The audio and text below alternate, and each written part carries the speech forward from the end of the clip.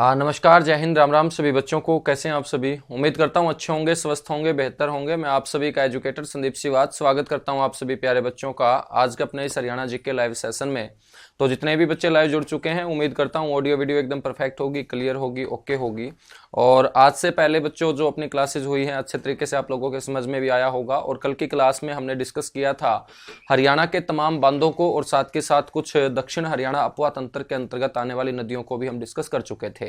बच्चों, बांध के बाद जो आज हम टॉपिक शुरू करेंगे वो होंगी हरियाणा की झीलें, और हरियाणा की झीलें पढ़ने के बाद फिर हम हरियाणा की नहरें पढ़ेंगे। तो ये दोनों के दोनों छोटे छोटे टॉपिक कंप्लीट होते ही अपना ये एक बड़ा टॉपिक जिसकी शुरुआत हमने की थी drainage system of Haryana, Haryana के अपवा तंत्र के नाम से, बच्चों वो क्या हो जाएगा, कवर हो जाएगा। और उसके बाद फिर एक नए टॉपिक की शुरुआत हम अपने हरियाणा की ज्योग्राफी में करेंगे।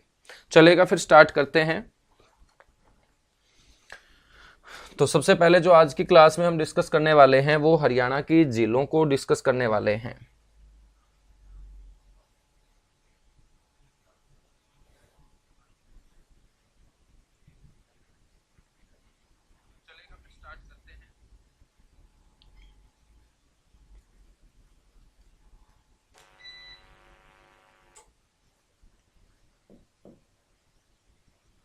तो आप सभी हेडिंग डालिएगा।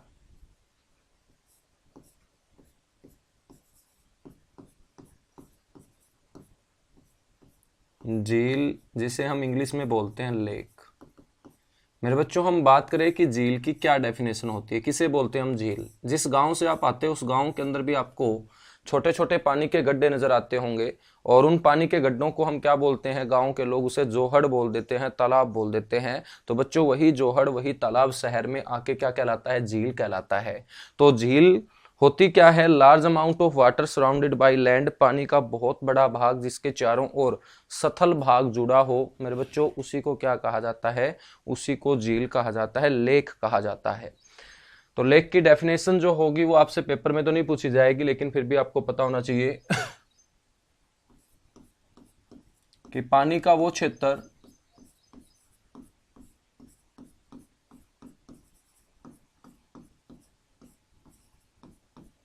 जो चारों तरफ से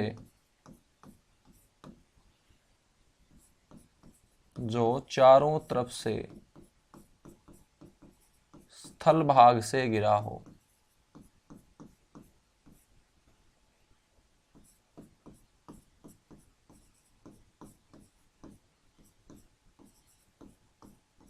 किससे गिरा हो, स्थल भाग से गिरा हो। तो पानी का वो क्षेत्र जो चारों तरफ से स्थल भाग से गिरा हो मेरे बच्चों, उसी को हम झील बोलते हैं। यदि आपसे कोई पूछ ले कि झीलों के बारे में अध्ययन करना क्या कहलाता है, जैसे आज हम झीलों के बारे में अध्ययन करेंगे तो वो क्या कहलाएगा, तो झीलों के बारे में अध्ययन करना लिम्नोलॉजी कहलाता है। झीलों के बारे में अध्ययन करना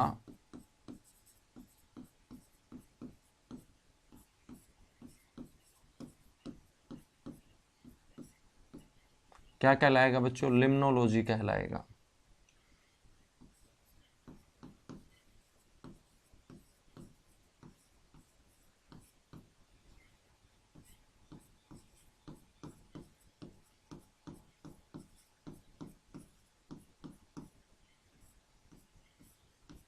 क्या कहलाएगा, लिम्नोलॉजी कहलाएगा। तो झीलों के बारे में अध्ययन करना आपको पता होना चाहिए, लिम्नोलॉजी कहलाता है।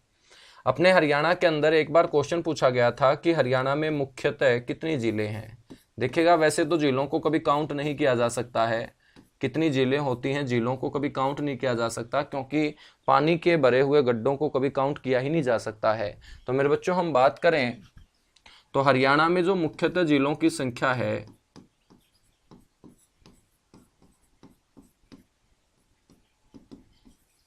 इन झीलों की संख्या आपको ध्यान रखनी है, कितनी है, 5 है।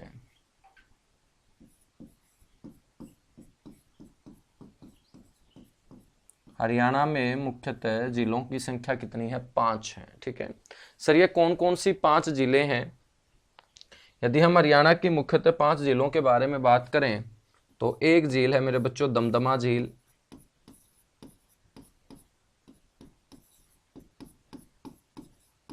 दमदमा झील जो है ये दमदमा गांव के अंदर है, और दमदमा गांव सोहना तहसील का गांव है बच्चों। और सोहना आप सभी को पता होगा कहाँ है, गुरुग्राम के अंदर है।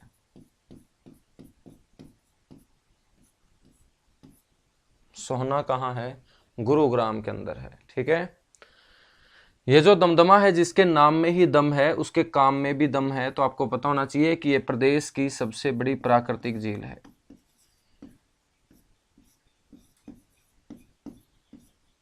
प्रदेश की प्राकृतिक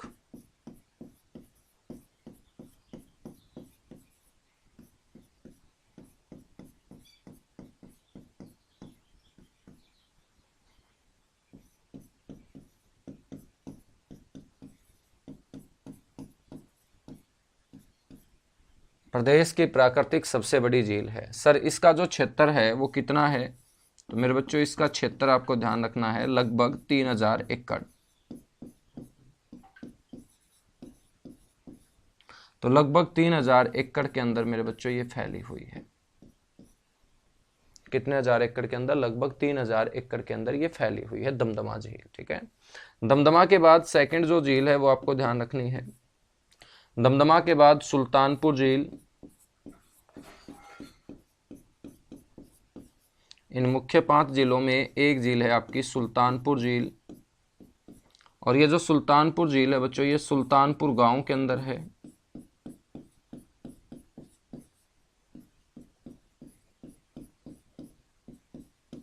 और सुल्तानपुर जो गांव है बच्चों, ये फर्रुखनगर तहसील का गांव है, और फर्रुखनगर तहसील आपके गुरुग्राम जिले की तहसील है। ये जो सुल्तानपुर झील हम पढ़ रहे हैं, ये आपको पता होना चाहिए ये किसके लिए प्रसिद्ध है, ये प्रवासी पक्षियों के लिए प्रसिद्ध है बच्चों।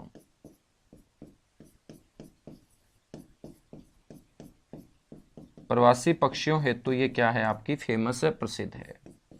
प्रवासी पक्षी समझते हैं विदेशी पक्षी, विदेशों से यहाँ पर पक्षी उड़ उड़ के आते हैं, और कौन से मौसम में आते हैं, सर्दियों के मौसम में। और सर्दियों के मौसम में आने वाले इन विदेशी पक्षियों में सबसे महत्वपूर्ण और मुख्य जो पक्षी होगा, जिसके लिए बच्चों बड़ी संख्या में पर्यटक यहाँ देखने के लिए उसे पहुँचते हैं, वो आपका है साइबेरियन सार्स। तो आपको पता होना चाहिए कि सर्दियों में अक्सर यहाँ साइबेरियन सार्स देखा जाता है।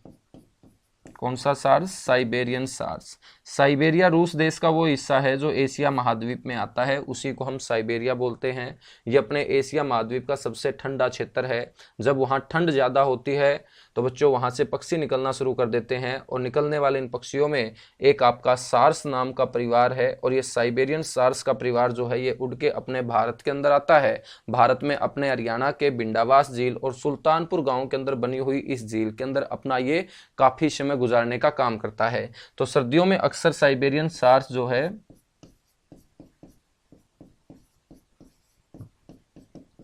यहां देखा जाता है, यहां देखा जाता है। ठीक है, ये जो सुल्तानपुर झील है मेरे बच्चों, इसको वर्ष 2021 के अंदर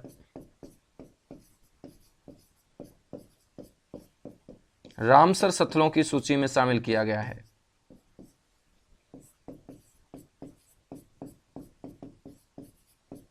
रामसर स्थलों की सूची में शामिल किया गया है। तो आपको ध्यान रखना है कि रामसर एक शहर है ईरान देश का, जहां पर विश्व की सारी आर्द्र भूमियों को, वेटलैंड को, सेम वाले क्षेत्रों को बचाने के लिए एक सूची तैयार की गई थी। और रामसर के अंदर जो ये सूची तैयार की गई, रामसर के अंदर जो ये बैठक हुई थी, जो ईरान का शहर है, वहां पर 2 फरवरी 1971 को ये बैठक हुई थी।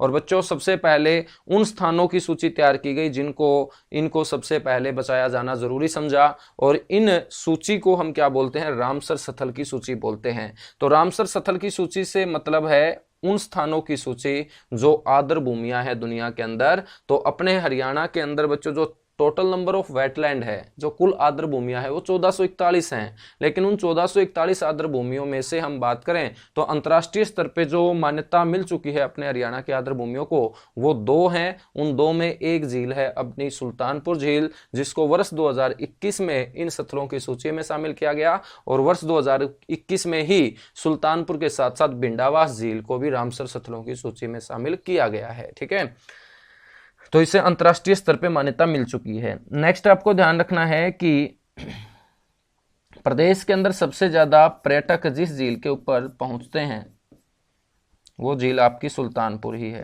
तो क्यों पहुंचते हैं पर्यटक, ये समझ चुके होंगे, क्योंकि यहाँ पर विदेशी पक्षी आते हैं और इन्हीं को देखने के लिए गुरुग्राम की जनता बड़ी संख्या में यहाँ पर पहुंचती है। तो सबसे ज्यादा पर्यटकों की संख्या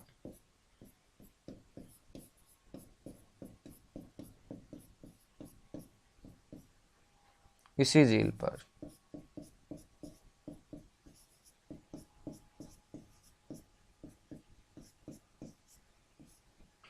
सबसे ज्यादा पर्यटकों की संख्या कौन सी झील के ऊपर देखी जा सकती है मेरे बच्चों, इसी झील के ऊपर देखी जा सकती है। ठीक है, तो ये है हमारी कौन सी झील, सुल्तानपुर झील, जो प्रवासी पक्षियों के लिए क्या है, प्रसिद्ध है। उसके बाद हम बात करेंगे नेक्स्ट झील, आपको ध्यान रखनी है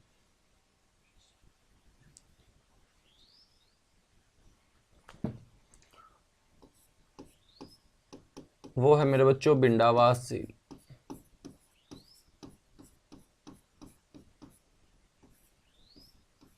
बिंडावास झील, बिंडावास झील कहाँ है, बिंडावास झील बिंडावास गांव झज्जर के अंदर है बच्चों।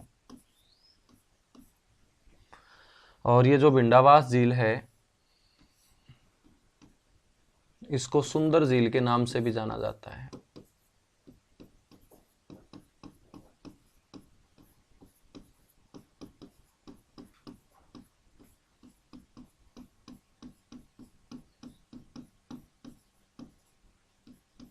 सुंदर झील के नाम से बच्चों ये क्या है, फेमस है, आपकी प्रसिद्ध है। ठीक है, बिंडावास जो झील है ध्यान रखेंगे, इसे भी 2021 के अंदर अंतर्राष्ट्रीय स्तर पे मान्यता दे दी गई है और इसे 2021 में रामसर स्थलों की सूची में शामिल कर लिया गया।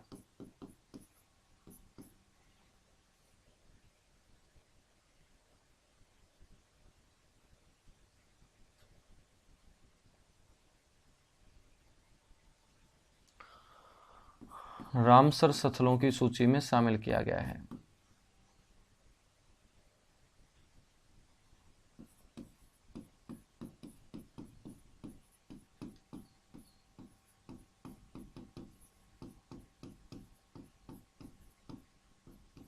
सूची में शामिल कर लिया गया। ठीक है, उसके बाद आपको ध्यान रखना है कि ये जो बिंडावास झील है ये पक्षियों की लगभग 250 प्रकार की प्रजातियों के लिए प्रसिद्ध है बच्चों। पक्षियों की 250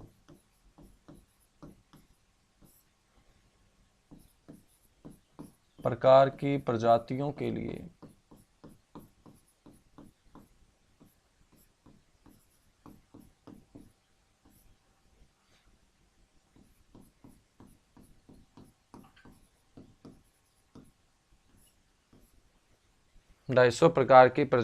लिए क्या है, ये प्रसिद्ध है।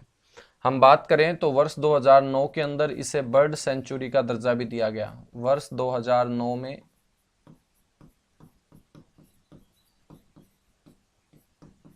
केंद्र सरकार द्वारा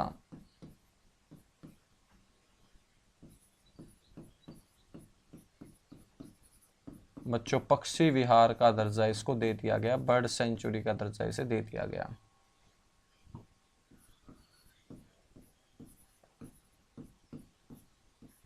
पक्षी विहार का दर्जा इसे दे दिया गया। ठीक है, यह है आपकी बिंडावास झील।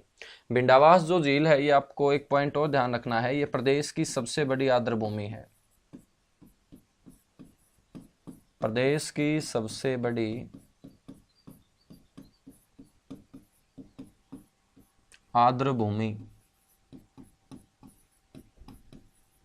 आर्द्रभूमि को हम इंग्लिश में वेटलैंड बोल सकते हैं, नमी वाला क्षेत्र बोल सकते हैं, सेम वाला क्षेत्र बोल सकते हैं, उसी को वेटलैंड बोलते हैं। और ये प्रदेश की सबसे बड़ी क्या है, वेटलैंड है, आर्द्रभूमि है बिंडावास झील। ठीक है, ये एक ऐसी झील है बच्चों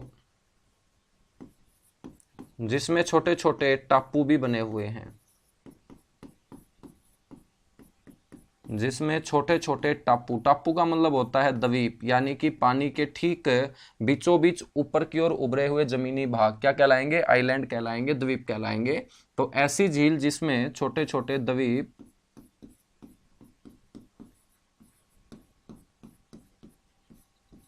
बने हुए हैं वो आपकी कौन सी झील है सर? बिंडावास झील है। कौन से जिले में? झज्जर जिले के अंदर। 3 के बाद चौथे नंबर की जो झील होगी वो आपको ध्यान रखनी है, कर्ण झील। ये मुख्य झीलें हैं जो HSSC मानती है, हालांकि झीलें मैं आपको और भी पढ़ाऊंगा। कर्ण झील जो है बच्चों ये आपकी उछाना, या बच्चों इसको उचाना भी बोल देते हैं। एक उचाना तो जींद में है, ये आपका उचाना करनाल के अंदर है, और यहीं पर है कौन सी झील? कर्ण झील। ये जो कर्ण झील है इसको हरियाणा पर्यटन निगम के द्वारा 1972 में पर्यटन स्थल घोषित किया गया था। हरियाणा पर्यटन निगम, जिसे हम बोलते हैं Haryana tourism corporation HTC, Haryana पर्यटन निगम जो पर्यटन को बढ़ावा देने का काम हरियाणा के अंदर करता है, इसकी शॉर्ट फॉर्म है HTC। तो हरियाणा पर्यटन निगम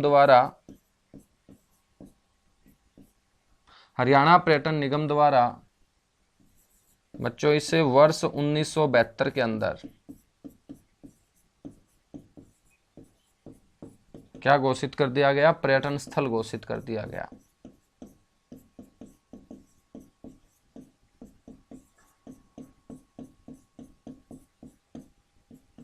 पर्यटन स्थल घोषित कर दिया गया, ठीक है। और 5वें नंबर पे जो झील आपको ध्यान रखनी है वो है मेरे बच्चों टिक्कर ताल।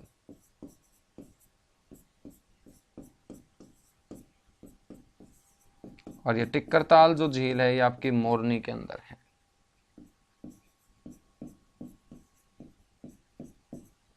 मोरनी, और मोरनी कहाँ है?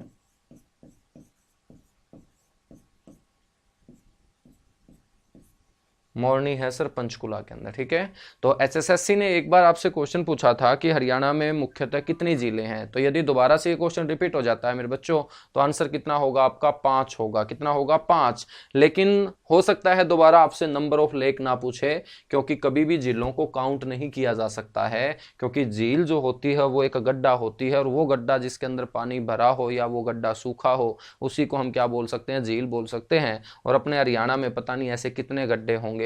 लगभग अपने हरियाणा के अंदर तालाबों की जो संख्या बताई जाती है वो 14,000 बताई जाती है। कितनी बताई जाती है? 14,000। जब 14,000 तालाब हैं तो सीधी सी बात है वो 14,000 झील ही तो हैं। क्या है? झील ही तो हैं, ठीक है। अब इनके अलावा हरियाणा के अंदर और कौन कौन सी मुख्य रूप से झीलें हैं उनको हम डिस्कस करेंगे, ठीक है। तो इतनी झीलें हम पढ़ चुके हैं। इसके अलावा हरियाणा के अंदर और कौन कौन सी मुख्य झीलें हैं वो हम डिस्कस करेंगे, चलेगा। वो बाकी सारी की सारी जो जिले हैं वो हम मैप के ऊपर ही डिस्कस कर लेते हैं, आपको लोकेशन का भी पता चलता रहेगा। आपको लोकेशन का भी पता चलता रहेगा कि ये कहाँ कहाँ पर आपकी जिले हैं। ये अपना हरियाणा है बच्चों, तो ये अपने हरियाणा का क्या होगा? बॉर्डर होगा। तो आप भी सारी की सारी जो जिले हैं वो मानचित्र के ऊपर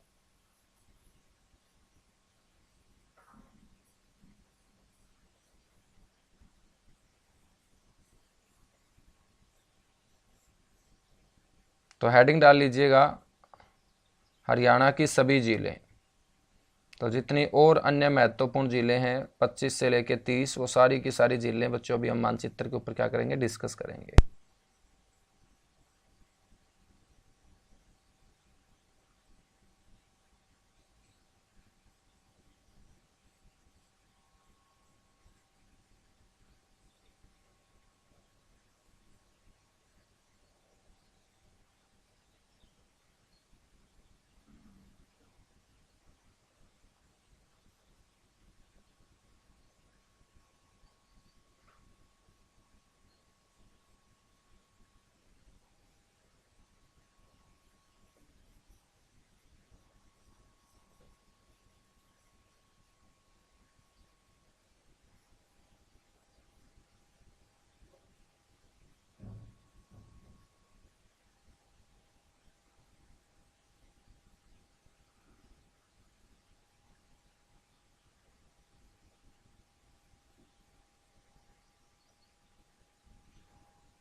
ठीक है मेरे बच्चों, सबसे पहले हम बात करेंगे यहां पर, ये फरीदाबाद है आपका। ये जो आपका डिस्ट्रिक्ट है ये कौन सा है? ये है आपका फरीदाबाद।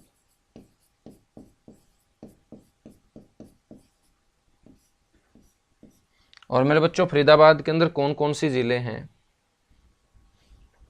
फरीदाबाद के अंदर कौन कौन सी जिले हैं?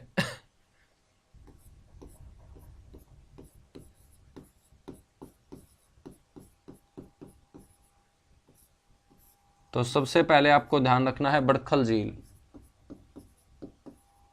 कौन सी झील? बड़खल। बड़खल गांव का नाम है और इस बड़खल क्षेत्र के अंदर बना हुआ एक गड्ढा क्या कहलाएगा? बड़खल झील कहलाएगा। बच्चों ये जो बड़खल झील है इसका निर्माण आपसे पूछा जाएगा कि कब किया गया था। आपको बोलना है इसका निर्माण 1947 में किया गया था। निर्माण 1947 में मेरे बच्चों किया गया था।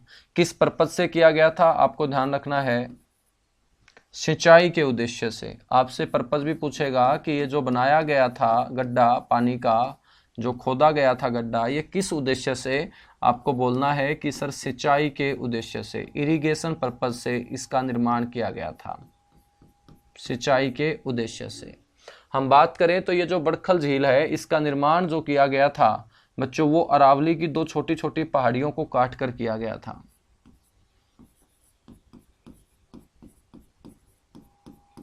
अरावली की दो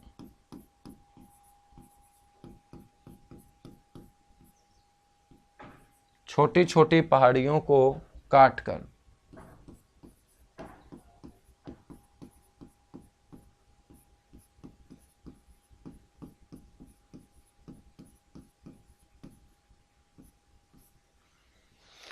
अरावली की दो छोटी छोटी पहाड़ियों को काटकर मेरे बच्चों, ठीक है। यदि हम बात करें इस बड़खल झील की, इसको पर्यटन स्थल जो घोषित किया गया था मेरे बच्चों हरियाणा टूरिज्म कॉरपोरेशन के द्वारा,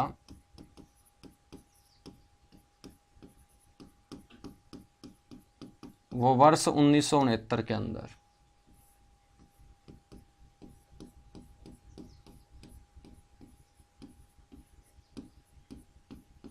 वर्ष 1969 के अंदर इसको पर्यटन स्थल घोषित कर दिया गया था, ठीक है। बड़खल झील के बाद सेकंड आपको झील यहां पर फरीदाबाद में ध्यान रखनी है। यहां पे जो आपको सेकंड झील ध्यान रखनी है वो ध्यान रखनी है निहारिका झील। निहारिका झील। निहारिका के बाद मेरे बच्चों आपको ध्यान रखना है खूनी झील। खूनी झील के बाद आपको ध्यान रखना है सूरजकुंड झील। सूरजकुंड का दूसरा नाम क्या है मेरे बच्चों? मयूर झील। कौन सी झील? मयूर झील, ठीक है। नेक्स्ट जो है वो आपको ध्यान रखना है दोज झील। कौन सी झील? दोज झील। ये सारी की सारी जो झीलें हैं आपकी ये कहाँ पर हैं सर? ये सारी की सारी मेरी बच्चों झीलें जो हैं वो फरीदाबाद के अंदर ही हैं। फरीदाबाद जिले का ही ये बच्चों सारा का सारा हिस्सा है। तो जिला कौन सा होगा? फरीदाबाद होगा। ये जो सूरजकुंड झील हम पढ़ रहे हैं, आपसे यदि इसका निर्माण पूछ लिया जाए तो निर्माण आपको बोलना है सूरजपाल तोमर के द्वारा।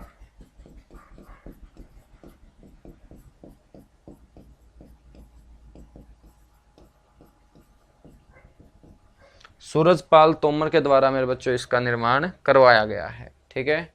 सूरजपाल तोमर के द्वारा इसका निर्माण करवाया गया है। चलेगा। तो फरीदाबाद की अपनी सारी की सारी जिले क्या होती है? कंप्लीट होती हैं। फरीदाबाद के बाद हम नेक्स्ट बात करेंगे, ये जो है बच्चों आपका जिला, इस जिले का नाम है पलवल और इस पलवल के अंदर एक झील है यहां पर, इसका नाम है डबचिक। कौन सी झील है ये? डबचिक झील है। और कोई आपसे पूछ ले कि डबचिक झील कहाँ है तो आपको बोलना है होडल के अंदर है सर, होडल। और डबचिक झील जो होडल के अंदर है बच्चों, ये जिला कौन सा होगा आपका? पलवल जिला होगा। कौन सा जिला होगा? पलवल जिला होगा, ठीक है। तो डबचिक झील कहाँ है? होडल पलवल के अंदर। ये जो आपका डिस्ट्रिक्ट है ये है आपका नू डिस्ट्रिक्ट और इस नू डिस्ट्रिक्ट के अंदर काफी जिले हैं आपकी। इस नू डिस्ट्रिक्ट के अंदर आपकी काफी झीलें हैं। सर कौन कौन सी हैं वो? उन झीलों के अंदर हम बात करें मेरे बच्चों तो एक झील का नाम है उजीना।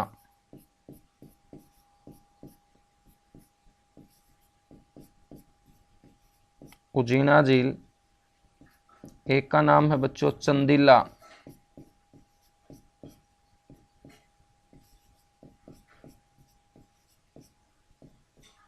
चंदीला झील।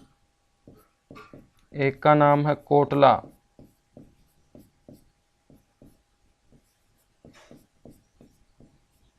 कोटला झील। एक का नाम है सांगेल,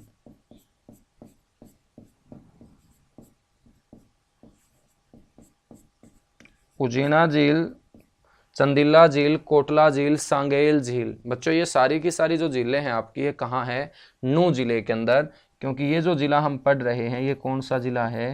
ये आपका नू जिला है। तो ये चारों की चारों जो जिले हैं ये आपको ध्यान रखनी है, नू जिले के अंदर है। कौन से जिले में है? नू जिले के अंदर है। ठीक है। उसके बाद आ जाइएगा, ये आपका जो जिला है मेरे बच्चों ये गुरुग्राम है।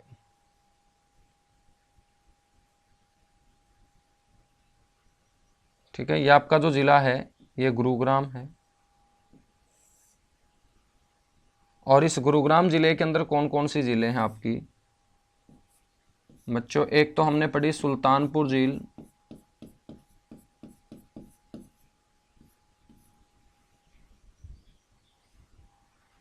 सुल्तानपुर झील। सुल्तानपुर के बाद एक आपको ध्यान रखनी है खलीलपुर झील,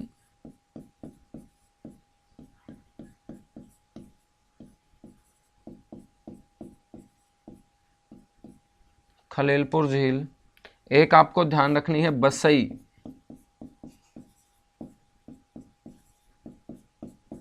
बसई जो है ना मेरे बच्चों ये कैसी है? सर ये एक वेटलैंड लेक है। और वेटलैंड का मतलब आप सभी जानते हो आर्द्र भूमि। क्या है? आर्द्र भूमि। ठीक है। और एक है आपकी बच्चों भीमकुंड झील,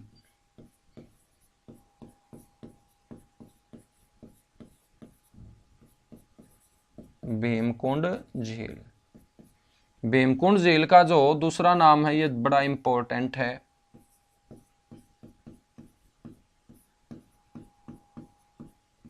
इसका दूसरा नाम याद रखना बच्चों, पिंचा खेड़ा जोहड़।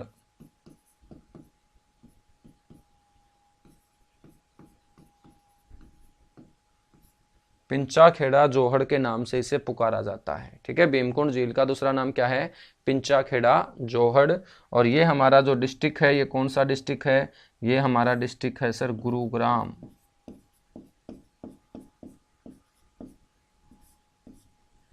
कौन सा जिला है सर? ये गुरुग्राम जिला है। तो ये गुरुग्राम जिले की सारी झीलें आपको पता होनी चाहिए। आपको पता होना चाहिए बसई झील किस प्रकार की झील है, एक वेटलैंड झील है। खलीलपुर कहाँ है? गुरुग्राम में। सुल्तानपुर कहाँ है? फर्रुखनगर तहसील में। भीमकुंड झील का दूसरा नाम क्या है? पिंचाखेड़ा जोहड़ है बच्चों। ठीक है।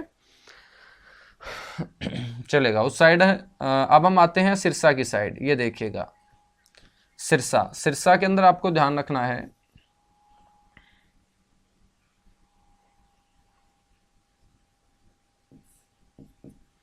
यहां पर जो झील है उसका नाम है दनूर। दनूर झील बोल सकते हैं या मेरे बच्चों इसे बोल सकते हैं ओट्टू बांध, ओट्टू बांध। ठीक है। कौन सा बांध? ओट्टू बांध। तो दनूर झील आपसे पूछे या ओट्टू बांध आपसे पूछे तो आंसर क्या होगा आपका? सिरसा जिला होगा। ठीक है। कौन सा जिला? सिरसा जिला। अब हम बात करते हैं इसकी फतेहाबाद की। तो ये आपका फतेहाबाद है।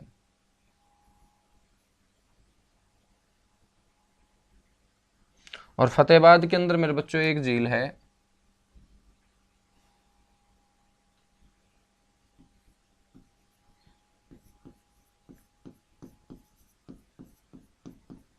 ये आपका फतेहाबाद जिला है। और फतेहाबाद के अंदर जो झील है उसका नाम है चिल्ली।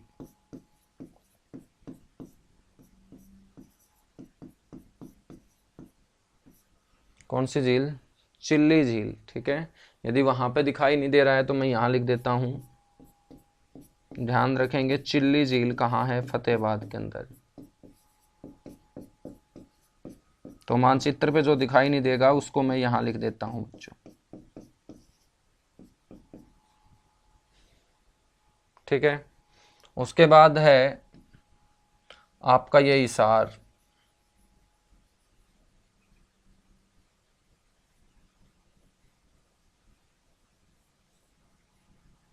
हिसार के अंदर कौन सी झील है? हिसार के अंदर एक तो है ब्लू बर्ड, ठीक है, और एक है हांसी के अंदर अमटी।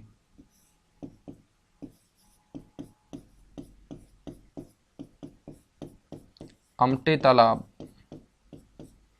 कहाँ पर? हांसी के अंदर, ठीक है। और यहाँ पर जो झील है इसका नाम है ब्लू बर्ड।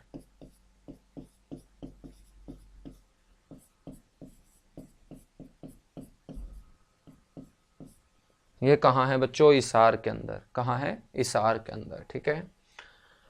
अब आ जाइएगा कैथल के अंदर। ये आपका कैथल है, और कैथल के अंदर जो झील है उसका नाम है वेदक्यार झील।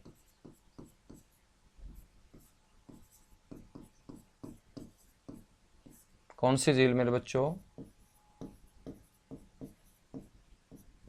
वेदक्यार झील। वेदक्यार झील कहाँ है? कैथल के अंदर है, ठीक है। तो ये आपका जो डिस्ट्रिक्ट होगा ये कौन सा होगा? कैथल होगा।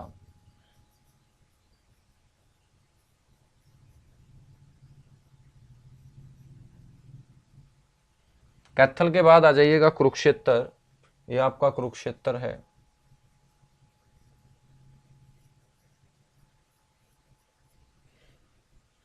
और कुरुक्षेत्र के अंदर आपकी दो जिले हैं। एक झील का नाम है सेनिसा,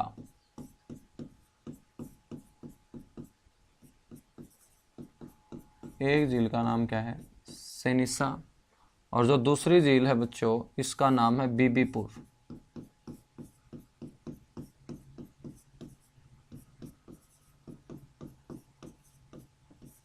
सेनिसा और बीबीपुर, ठीक है। ये दोनों की दोनों कहाँ है? कुरुक्षेत्र के अंदर है। तो दोनों की दोनों ये जो जिले हैं ये भी आपको ध्यान रखना है। ये आपका क्या है मेरे बच्चों? कुरुक्षेत्र है। कुरुक्षेत्र है ये, ठीक है। कुरुक्षेत्र के अंदर और भी जिले हैं इसके अलावा। कौन सी जिले होंगी वो? इतना सा एक बार नोट कर लीजिएगा जल्दी से, जो बच्चे पीछे चल रहे हैं। उसके बाद कुरुक्षेत्र की कुछ और जिलों को डिस्कस करेंगे, जैसे सनहित झील है, ब्रह्म सरोवर है।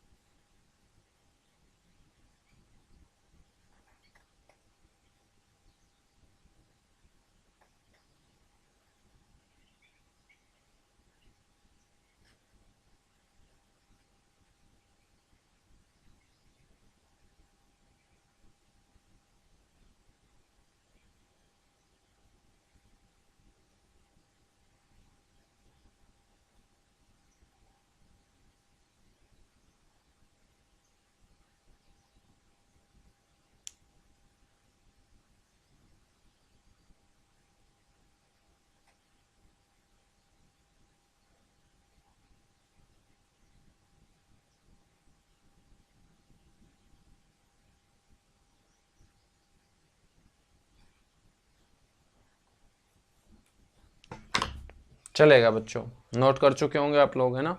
तो मैं आपको कुरुक्षेत्र की नेक्स्ट स्लाइड के ऊपर कुछ और जिले पढ़ा रहा हूं। अभी तक एक तो हमने पढ़ी बीबीपुर झील। तो ध्यान रखना बीबीपुर झील जो है वो जींद में नहीं है, कुरुक्षेत्र में।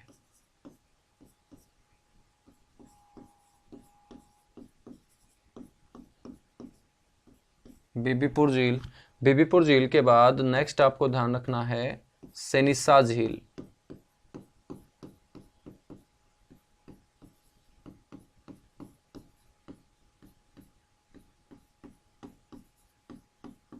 ये कहाँ है? ये पेहवा में है। और पेहवा कहाँ है मेरे बच्चों? कुरुक्षेत्र में है। पेहवा कहाँ है? कुरुक्षेत्र के अंदर है, ठीक है। उसके बाद नेक्स्ट आपको जो ध्यान रखना है वो ध्यान रखना है सनहित झील।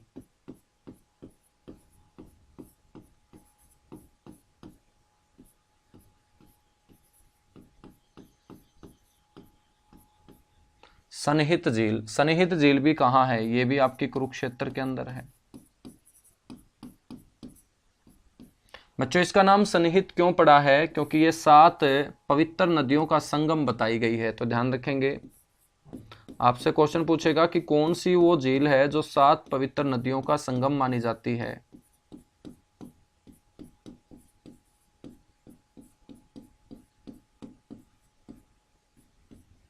तो मेरे बच्चों 7 पवित्र नदियों का जो संगम है वो सन्निहित झील है। बताया जाता है कि ये जो सन्निहित झील है इसके अंदर स्नान करने से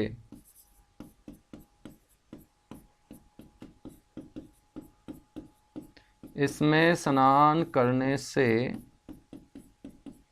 दुखी और भटकती हुई आत्माओं को मुक्ति मिलती है। बच्चों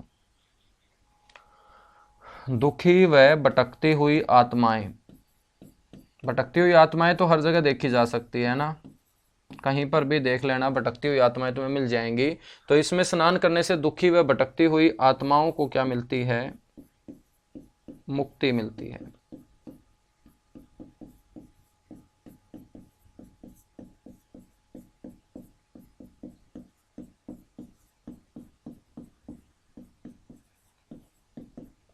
बच्चों ये जो झील है सन्निहित झील, ये भगवान विष्णु का स्थायी निवास मानी जाती है।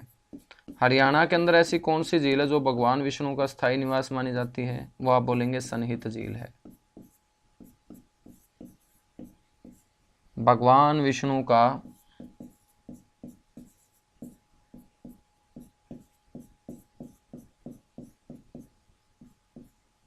स्थायी निवास, तो भगवान विष्णु का स्थायी निवास कौन सी झील है मेरे बच्चों? सन्निहित झील है। ठीक है, असन्निहित झील है। चलेगा, सन्निहित झील के बाद आपको नेक्स्ट जो ध्यान रखना है यहां पर, वो ध्यान रखना है ब्रह्म सरोवर। ब्रह्म सरोवर, ब्रह्म सरोवर जो कुरुक्षेत्र के अंदर है बच्चों, ये एशिया का सबसे बड़ा पक्की ईंटों से बना हुआ कृत्रिम सरोवर है।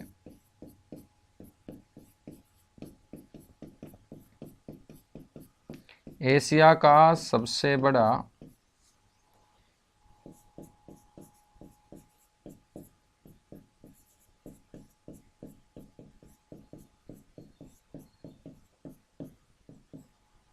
पक्की ईंटों से बना कृत्रिम सरोवर है बच्चों।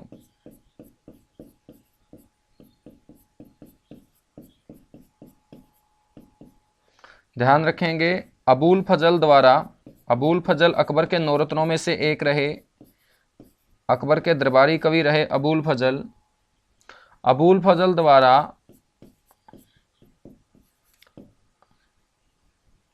आईने अकबरी पुस्तक के अंदर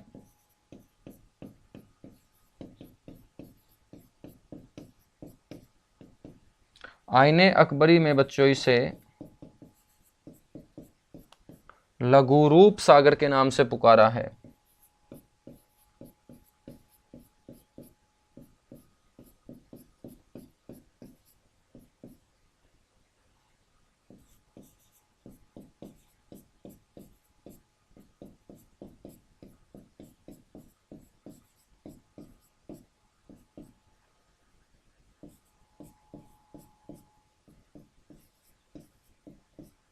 लघुरूप सागर के नाम से पुकारा गया है। तो ध्यान रखेंगे, अबुल फजल के द्वारा आईने अकबरी के अंदर मेरे बच्चों इसे लघुरूप सागर के नाम से पुकारा गया है। और आपके एग्जाम में क्वेश्चन पूछा जा चुका है कि बताइएगा ब्रह्म सरोवर को लघुरूप सागर किसने कहा? तो आप बोलेंगे अबुल फजल ने कहा।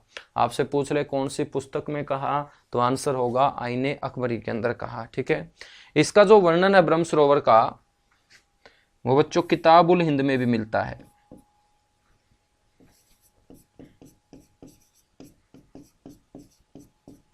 इसका जो वर्णन है वो कौन सी किताब के अंदर? किताब उल हिंद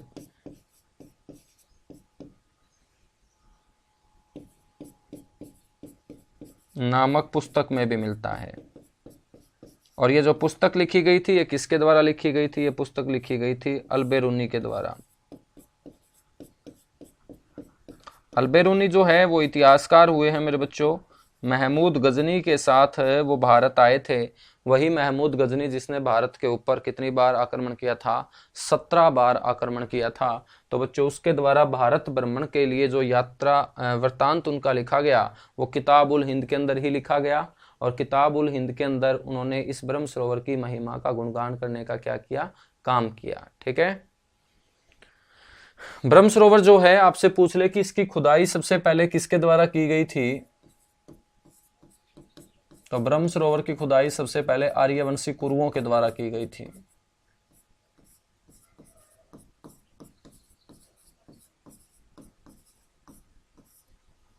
आर्यवंशी कुरुओं द्वारा।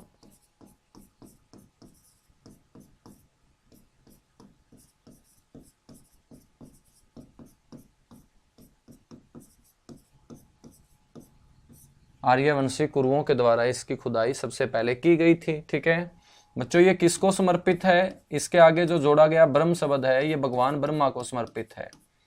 तो ब्रह्म सरोवर जो है इसके आगे जोड़ा गया ये ब्रह्म शब्द कौन से भगवान के बारे में बताता है? ब्रह्मा भगवान के बारे में।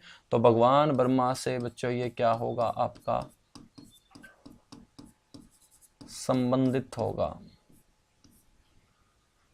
भगवान ब्रह्मा से ये क्या है? संबंधित है। ठीक है। नेक्स्ट पॉइंट आपको जो ध्यान रखना है वो ये ध्यान रखना है कि बच्चों इसकी दोबारा से जो खुदाई कराने का श्रेय जाता है, क्योंकि एक बार तो महाभारत काल में इसकी खुदाई की गई थी आर्यवंशी कुरुओं के द्वारा। उसके बाद ये जब अपना अस्तित्व खोता चला जाता है तो दोबारा से इसकी खुदाई का जो श्रेय जाता है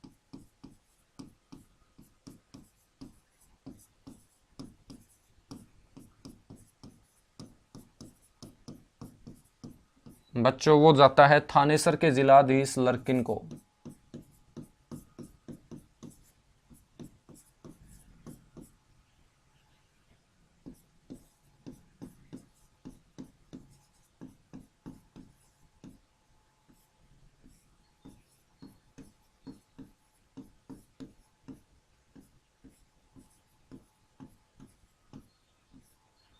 थानेसर के जिलाधीश लर्किन के द्वारा। ठीक है, ये आपको ध्यान रखना है। तो थानेसर के जिलाधीश लर्किन के द्वारा बच्चों इसकी दोबारा से खुदाई करवाई गई थी। लेकिन इसका जो वर्तमान स्वरूप है, ब्रह्म सरोवर जो आज आप कुरुक्षेत्र में जाके देखोगे, ऐसा रूप देने का काम इस सरोवर को किसने किया? तो वर्तमान स्वरूप देने का श्रेय जाता है गुलजारी लाल नंदा को।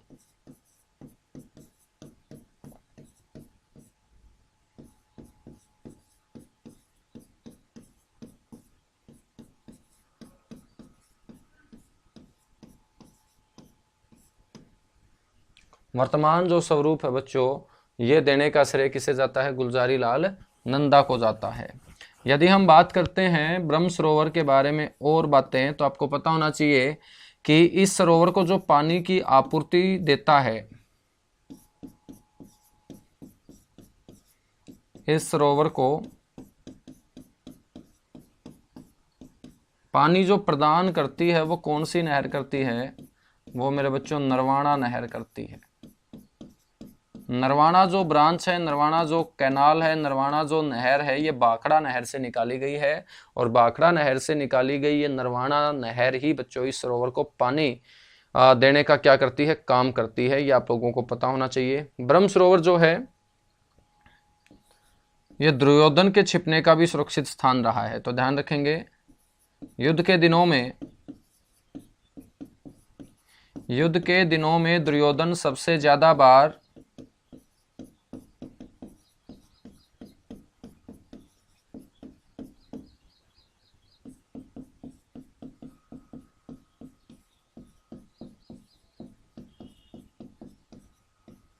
डर के मारे बच्चों इसी पानी के नीचे छिपा था।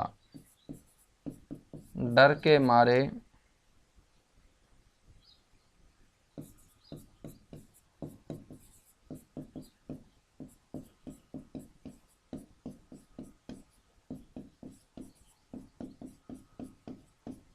इसी सरोवर के पानी के नीचे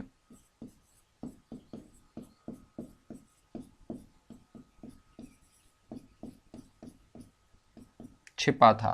तो दुर्योधन को पानी के नीचे छिपने की एक अद्भुत कला आती थी। जब भी वो किसी से डरता था और मेरे प्यारे बच्चों डर के मारे वो पानी के नीचे जाके छिपने का काम किया करता था। तो जहां पर युद्ध चल रहा था वो कुरुक्षेत्र था, और कुरुक्षेत्र के अंदर सबसे ज्यादा जो पानी वाला क्षेत्र था वो आपका ब्रह्म सरोवर ही है, जो एशिया का ही सबसे बड़ा आपका क्या है, कृत्रिम सरोवर है।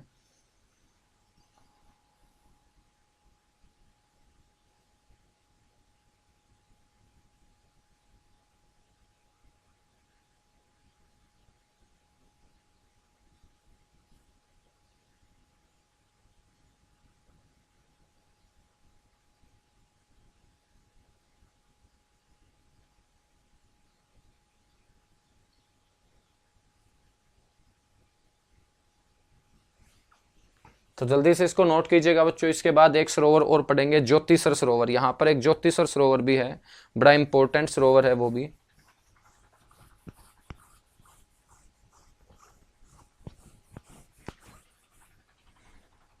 तो इसको नोट कीजिएगा। उसके बाद एक ज्योतिसर सरोवर पढ़ेंगे, एक पुंडरिक सरोवर पढ़ेंगे, ठीक है। कुछ सरोवर भी आपको ध्यान रखने हैं। फिर हम यमुनानगर की कुछ झीलों को पढ़ेंगे। करनाल के अंदर भी झीलें बच गई हैं हमारी। गुरुग्राम की भी एक झील मेरे याद आ रही है। मुरथल के अंदर भी झील है बच्चों, मुरथल के अंदर भी आपकी क्या है, झील है। पंचकुला के अंदर भी झील है, एक चंडीगढ़ के अंदर भी झील है। उसके बाद सारी की सारी झीलें अपनी क्या हो जाएंगी, कंप्लीट हो जाएंगी। चलेगा, नोट कर चुके होंगे। तो नेक्स्ट जो सरोवर है वो आपको ध्यान रखना है, ज्योतिसर।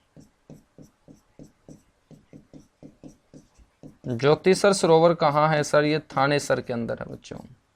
और थानेसर कहाँ है, ये कुरुक्षेत्र के अंदर है।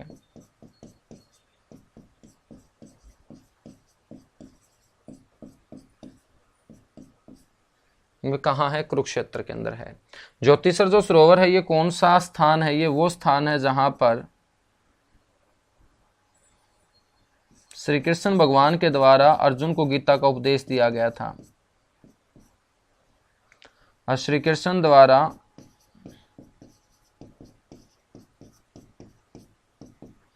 अर्जुन को गीता का उपदेश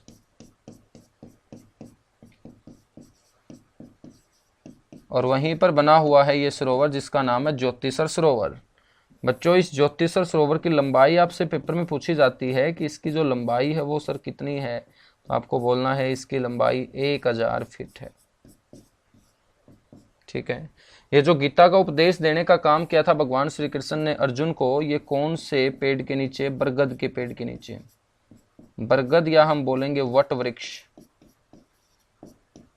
तो बरगद या वट वृक्ष के नीचे ही ये भगवान श्री कृष्ण ने अर्जुन को गीता का उपदेश दिया था, जिसके बाद अर्जुन ने अपने सगे संबंधियों के सामने हथियार उठाने का क्या किया था, काम किया था, ठीक है। नेक्स्ट जो सरोवर है मेरे बच्चों वो आपको ध्यान रखना है, पुंडरिक सरोवर।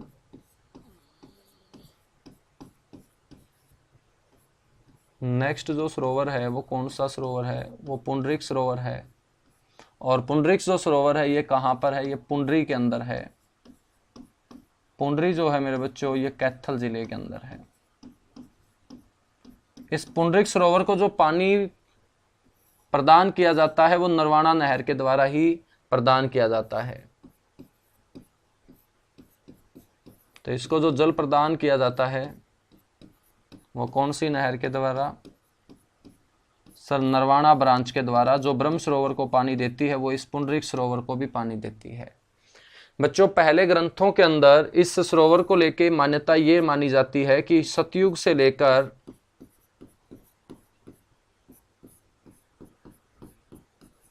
कई ग्रंथों में ऐसी बात लिखी पाई गई है कि सतयुग से लेकर अब तक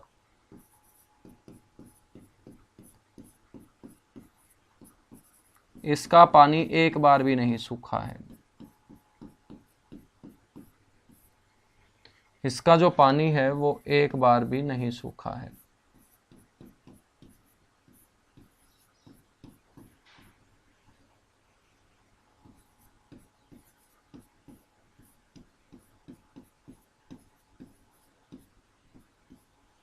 ठीक है, तो सतयुग से लेके अब तक इसका पानी एक बार भी मेरे बच्चों नहीं सूखा है। ये आपको पता होना चाहिए। ये आपका कौन सा सरोवर है, पुंडरिक सरोवर है, ठीक है। लेकिन आज ये सूखा पड़ा है, ये बात अलग है, लेकिन आपसे क्वेश्चन पूछ लिया जाए कि हरियाणा का एक ऐसा कौन सा सरोवर जिसका पानी सतयुग से लेके अब तक एक बार भी नहीं सूखा है, आंसर क्या होगा, पुंडरिक सरोवर होगा।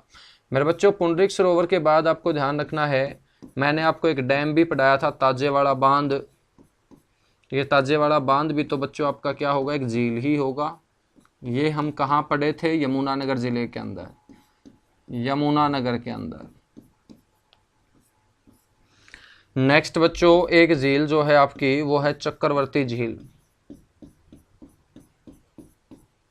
कौन सी झील है, चक्रवर्ती झील है। और ये जो चक्रवर्ती झील है बच्चों, इसी को बोलते हैं कर्ण झील।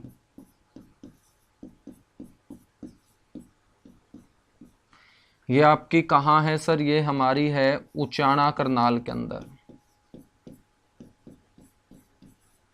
तो यदि ऑप्शन में उचाना दे रखा है तो आपका आंसर सबसे पहले उचाना बनेगा। यदि आपसे जिला पूछा जाता है तब आपको बोलना है करनाल के अंदर है, ठीक है।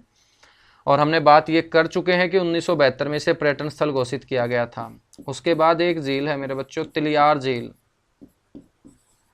कौन सी झील, तिलियार झील। तिलियार झील कहाँ है, ये है आपकी रोहतक के अंदर। और इस तिलियार झील को जो बच्चों पर्यटन स्थल घोषित किया गया था हरियाणा पर्यटन निगम के द्वारा, वो 1976 के अंदर।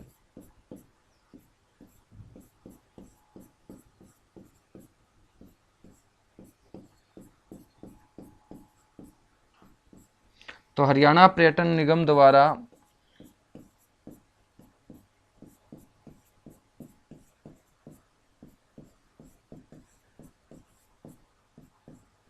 पर्यटन स्थल घोषित,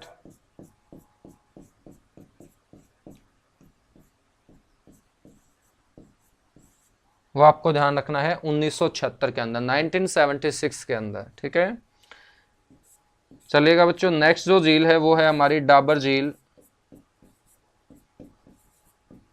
तो आपसे पूछ लिया जाए कि डाबर झील कहाँ है, तो आपको बोलना है कि डाबर जो झील है सर ये मुरथल के अंदर है। तो सर मुरथल कहाँ है मेरे बच्चों, ये सोनीपत के अंदर है, ठीक है। डाबर झील के बाद आपसे पूछ लिया जाए घाटा झील।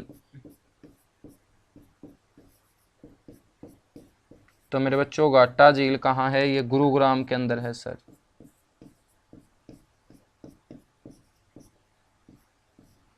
कहाँ है, गुरुग्राम के अंदर है, ठीक है।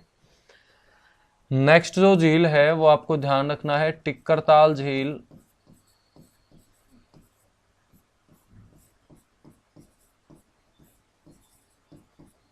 और ये जो टिक्करताल झील होगी ये आपकी कहाँ है सर, मोरनी पंचकुला। तो टिक्करताल झील कहाँ है सर, मोरनी पंचकुला के अंदर है, ठीक है। और टिक्करताल झील के बाद आपको ध्यान रखना है, नेक्स्ट है आपकी सुखना झील।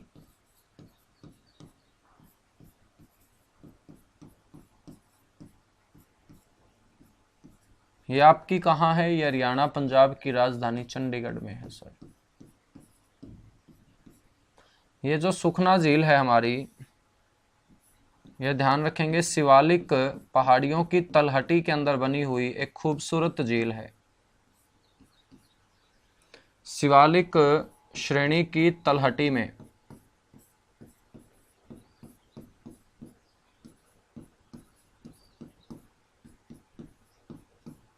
निर्मित, शिवालिक श्रेणी की तलहटी में ये निर्मित है।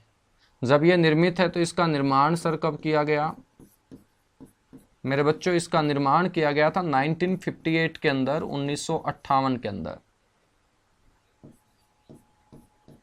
किसके द्वारा सर, ली कार्बूजियर के द्वारा,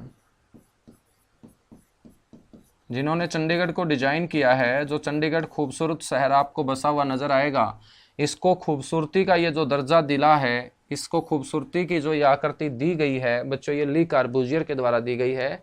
और ली कार्बूजियर के द्वारा ही इसका क्या किया गया सर, 1958 में निर्माण किया गया। बच्चों ये एक ऐसी झील है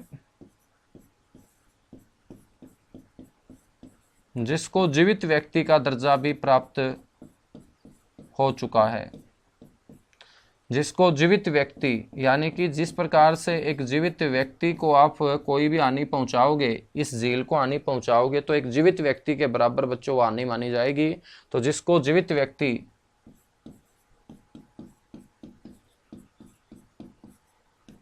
के बराबर का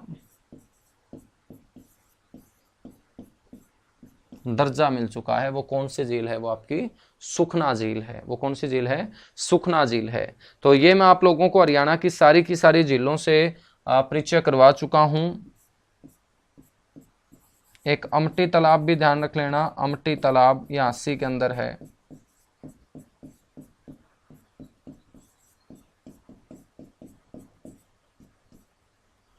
ठीक है बच्चों, एक राव तेज सिंह का तालाब है, ये भी ध्यान रख लेना।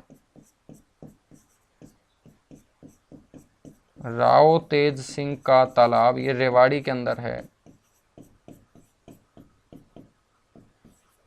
एक गौकर्ण तालाब है बच्चों,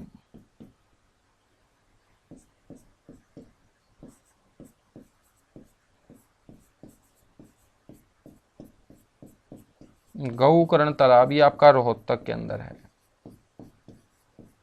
एक और सरोवर है श्यामसर सरोवर,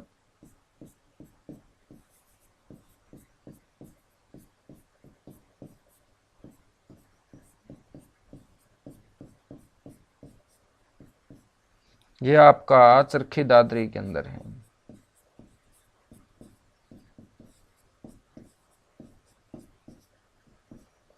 ये आपका कहाँ है? चरखी दादरी के अंदर है। ठीक है, तो आज की क्लास में हमने जिलों को कवर कर लिया है और अगली क्लास में हम हरियाणा की नहरों को कवर कर लेंगे। तो कोई भी क्वेश्चन आप लोगों का छूट नहीं रहा है। ठीक है, मैं जल्दबाजी नहीं दिखा रहा हूं, बस आपको भी जल्दबाजी नहीं दिखाना है, वरना मेरा मन करता तो मैं आज नहरें भी पढ़ा सकता था, फिर मेरे को ये इतनी जिले पढ़ाने की जरूरत नहीं थी, फिर मैं इनको आधी कर देता है ना। लेकिन बच्चों एग्जाम में नहीं पता कहाँ से क्वेश्चन पूछा जा सकता है, और हर क्वेश्चन जब पूछा जाएगा वो आपके लिए बड़ा इंपॉर्टेंट होगा। जब हमें नहीं पता है कि कहाँ से क्वेश्चन पूछा जाएगा तो हमें फिर उस टॉपिक को बहुत अच्छे तरीके से फिनिश करना आना चाहिए ना। तो मेरी तरफ से कोई भी चीज़ स्किप नहीं होगी। हो सकता है थोड़ा सा अपना सिलेबस जो है वो 15-20 दिन डिले से हो, लेकिन बच्चों एक बार हम कोचिंग कर लेंगे तो आपको फिर कहीं पर भी भटकने की ज़रूरत हरियाणा जीके के लिए तो नहीं पड़ने वाली है। और उम्मीद करता हूँ कि बाकी सब्जेक्ट के लिए भी आपको कहीं पर भी भटकने की ज़रूरत नहीं है। जहाँ से भी आप पढ़ रहे हो वो बहुत अच्छा आप लोगों के लिए काम कर रहे हैं। बस आप लोगों को घर जाके क्या करना है, जितनी भी चीज़ें क्लास में करवाई जाती हैं उनको जाके 2 से 3 घंटे का समय देके रिविजन जरूर करनी है। जो बच्चा डेली पढ़ता होगा वो सिलेक्शन पक्का ले लेगा, और जो बच्चा डेली नहीं पढ़ता होगा वो 4 दिन बंक मारने के बाद 5वें दिन 6 से 7 घंटे पढ़ लेता होगा बच्चों, वो बच्चा सिलेक्शन नहीं ले पाएगा। क्योंकि आज का जो कंपटीशन है बड़ा तगड़ा कंपटीशन है, बहुत ज़्यादा बच्चे इस कंपटीशन में इन्वॉल्व हैं, और जिस पोस्ट के लिए आप तैयारी कर रहे हो वहां पर नंबर ऑफ पोस्ट बहुत कम है, यानी कि वैकेंसीज बहुत कम है, और वैकेंसीज कम है, नंबर ऑफ स्टूडेंट बहुत ज़्यादा है। तो पेपर का जो लेवल होगा वो आपको कभी भी ये नहीं सोचना है कि आसान आएगा। जो भी बच्चा ये सोच रहा है कि आसान पेपर आएगा वो बच्चा अपने आप को ही मूर्ख बना रहा है। क्यों? क्योंकि आपको पता होना चाहिए कि आपके आसपास कितने और बच्चे हैं जो उसी पोस्ट के लिए तैयारी कर रहे हैं जिस पोस्ट के लिए आप लड़ रहे हो। तो सीधी सी बात है, कंपटीशन तगड़ा है, और तगड़े कंपटीशन में बच्चों आप लोगों को कंटेंट काम आएगा, और आप लोगों को सुपर डुपर कंटेंट मैं दे ही रहा हूं। और सबसे बड़ी जिम्मेदारी हरियाणा सीईटी के अंदर मेरे ही सब्जेक्ट की है, हरियाणा जीके की, और यकीन कीजिएगा हरियाणा जीके से आप लोगों का क्वेश्चन मैं गलत नहीं होने दूंगा यदि आप अच्छे तरीके से क्लास में जो पढ़ाया जाता है उसकी घर जाके क्या करते होंगे, रिवीजन करते होंगे। ठीक है, चलेगा। Thank you, bye bye, good luck. आप सभी को ढेर सारा प्यार, और उम्मीद करता हूं कि आप लोग अच्छे तरीके से पढ़ते रहें और ऐसे ही आगे बढ़ते रहें। Thank you.